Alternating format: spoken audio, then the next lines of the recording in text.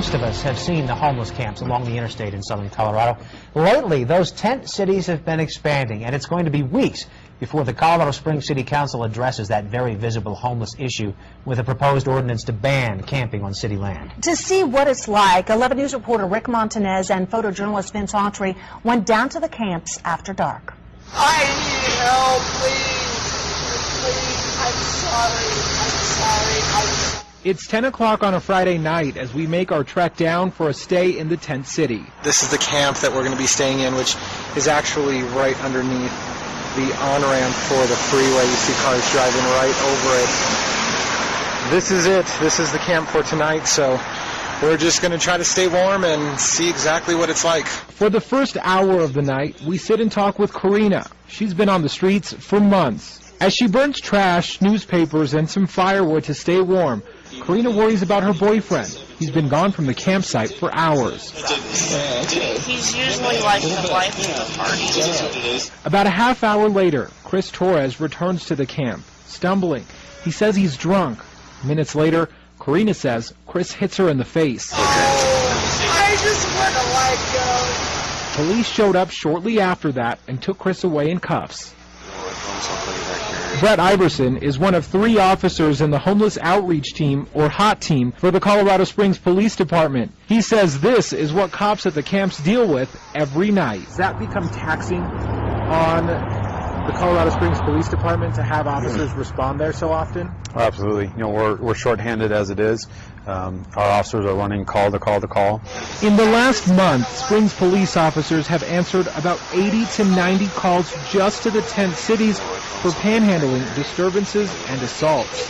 It is taxing, on our community to have an officer several times a day, several times a night to be going into these homeless areas to check on something that maybe doesn't exist or, really shouldn't be there in the first place. Iverson and the rest of the HOT Team all worry that there is a lot more violence in the camps that simply isn't being reported.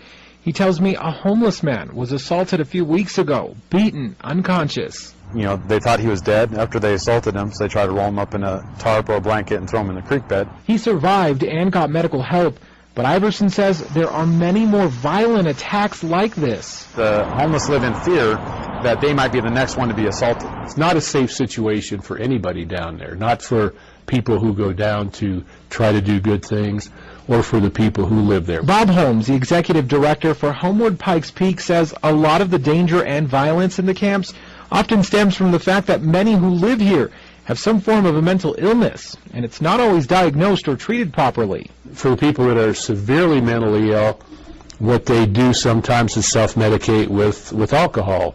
But that's not the only cause. Officer Iverson says it's hard for his team to keep track of the criminals who sometimes hide out in the camps. We do have felons who were arrested for felony assault, felony menacing.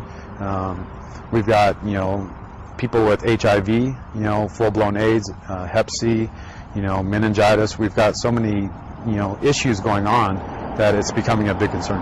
All of these concerns are being addressed by dozens of advocates and city leaders in Colorado Springs, all working together to find help for those who live out in the cold. It's going to be a kind of a long, slow process. Right now, there is no city ordinance to force the campers off the creek beds.